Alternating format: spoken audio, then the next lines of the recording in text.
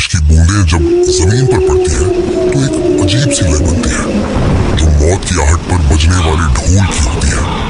और उस रात जब पूनम का चाँद बादलों के पीछे कहीं छिप गया था और सिर्फ बिजली की कड़कड़ाहट अंधेरे को चीर रही थी, उस रात मेरे गांव में कुछ ऐसा हुआ जो मुझे आज भी याद है।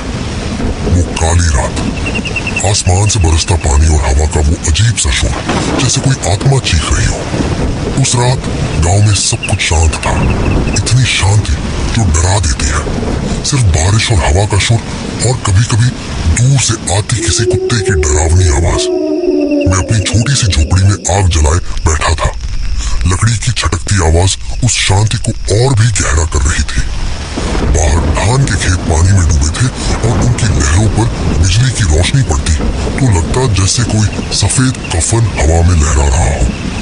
अचानक दरवाजे पर एक हल्की सी खटखटाहट हुई तो मुझे लगा शायद बारिश का कोई बूंद है, पर फिर दोबारा हुई और इस बार थोड़ी साफ। मेरा दिल जोर से धड़कने लगा। इस समय इस घनघोर बारिश में कौन हो सकता है? गांव में सभी लोग अपने घरों में थे। मैंने हिम्मत करके पूछा, कौन है?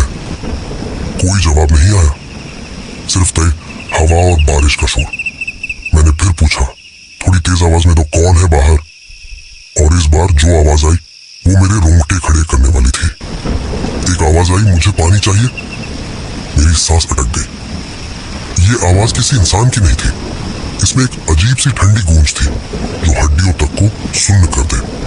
मैंने पल भर सोचा शायद कोई बीमार है या कोई राहगीर रास्ता भटक गया है, पर फिर मुझे गांव की पुरानी कहानियां याद आई, उन आत्माओं की जो बारिश की रातों में भटकती है, प्यास बुझाने के लिए या कुछ और करने के लिए। मैंने हिम्मत नहीं की दरवाजा खोलने की। आवाज फिर आई, दरवाजा खोलो, मुझे पानी चाहिए। मुझे लगा जैसे कोई मेरी झोपड़ी के बिल्कुल बाहर खड़ा है। मैंने अपनी आंखें नहीं खोली। मेरे जहन में गांव की वो कहानी गूंज रही थी जिसमें बताया जाता था कि आत्माएं तभी तुम्हारे घर में घुस पाती है जब तुम उन्हें बुलाते हो या दरवाजा खोलते हो। अचानक एक तेज बिजली चमकी। उसकी रोशनी में मैंने दरवाजे के नीचे से देखा। वहां कुछ भी नहीं था, सिर्फ गीली जमीन और पानी का बहाव। मुझे एक पल के लिए लगा शायद ये मेरा वहम था।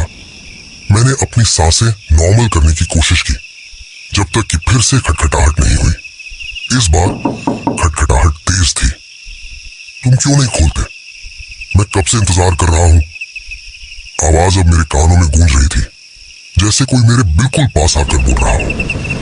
मेरी नजर अचानक कमरे में रखे पानी के मटके पर पड़ी। वो मटका जो गांव में शुभ माना जाता था, उस पर एक लाल धागा बंधा हुआ था और उसमें तुलसी के कुछ पत्ते तैर रहे थे। मुझे याद आया, दादी कहती थी कि ऐसी आत्माएं पवित्र चीजों से दूर रहती है। मैंने एक झटके में मटका उठाया। उसका पानी ठंडा था, पर मेरे हाथों में एक अजीब सी गर्माहट महसूस हुई। मैं धीरे धीरे दरवाजे की तरफ बढ़ा। मेरे कदम कांप रहे थे, पर मन में एक अजीब सी जिद थी। मैं जानना चाहता था कि बाहर कौन है। मैंने दरवाजे खोला। मेरी आंखों ने अंधेरे में देखने की कोशिश की, पर सिर्फ बारिश का धुंधला पर्दा था। कोई नहीं दिख रहा था। मैंने हिम्मत करके मटके से पानी का थोड़ा सा हिस्सा बाहर फेंका। जैसे ही पानी जमीन पर गिरा, एक अजीब सा सन्नाटा छा गया। कुछ पल तक सिर्फ खामोशी थी और फिर एक भयानक चीख निकली, इतनी तेज, इतनी दर्दनाक, जैसे किसी को जिंदा जलाया जा रहा हो।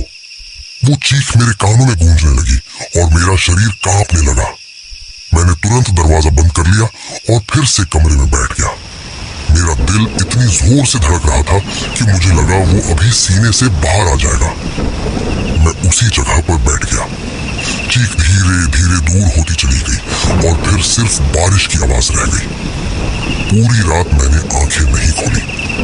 सुबह की पहली किरण तक मैं वहीं बैठा रहा। जब सूरज की हल्की सी रोशनी दरवाजे के अंदर आई, तब मैंने हिम्मत करके आंखें खोली।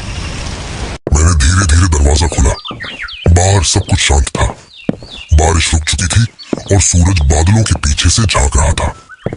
हवा में एक अजीब सी ताजगी थी, पर उस ताजगी में भी एक खौफ छिपा था। मैंने दरवाजे के बाहर देखा। जहां मैंने पानी फेंका था वहां जमीन पर एक गहरा काला निशान था, जैसे किसी चीज को जलाया गया हो। और उस निशान के ठीक बीच में एक छोटे से बच्चे की टूटी हुई लकड़ी की गुड़िया पड़ी थी, जिसकी एक आंख गायब थी। उस गुड़िया को देखकर मेरे पूरे शरीर में खौफ की लहर दौड़ गई। ये वही गुड़िया थी जिसके बारे में गांव के बड़े बूढ़े बताते थे कि ये उस बच्चे की है जो बरसों पहले इसी गांव में बारिश की एक रात को अचानक गायब हो गया था। कहा जाता था कि वो बच्चा अपनी प्यास बुझाने के लिए भटक रहा था और फिर कभी नहीं मिला। मैंने वो गुड़िया नहीं उठाई, मैंने सिर्फ उसे देखा और फिर धीरे से दरवाजा बंद कर लिया। उस दिन के बाद जब भी बारिश होती है और रात में कोई हल्की सी खटखटाहट होती है, मेरा दिल कांप जाता है। मुझे वो रात याद आ जाती है, बरसात की वो रात जब एक अनजानी आत्मा ने पानी मांगा था, या शायद कुछ और मैं तब से कभी भी अंधेरे में पानी का मटका खाली नहीं छोड़ता, क्योंकि मुझे नहीं पता वो आत्मा फिर कब वापस आ जाए अपनी प्यास बुझाने के लिए, या शायद उस गुड़िया की दूसरी आंख ढूंढने के लिए।